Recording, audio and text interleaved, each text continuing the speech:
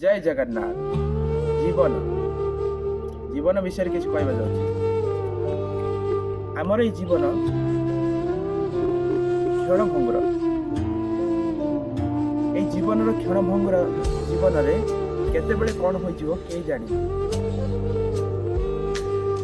कारण मनीषर आयुष कम एवं आशा अधिक।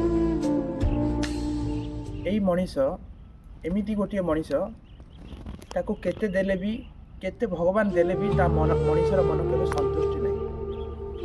तेणु मनीषर आशा असीमित एवं आयुष कम।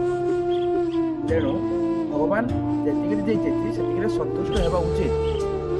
अधिक आशा करने उचित नुह। कारण तुम्हें अधिक आशा कले तो अधिक फल मिल जाऊनी ना। तुम्हें कर्म करुच फल ऊपर वाला चाहिए ही मिलूँ। तेणु समय सहित अधैर्य न होई समय को अपेक्षा कर। निजर कर्म ठीक कर। देख भगवान कौन कर।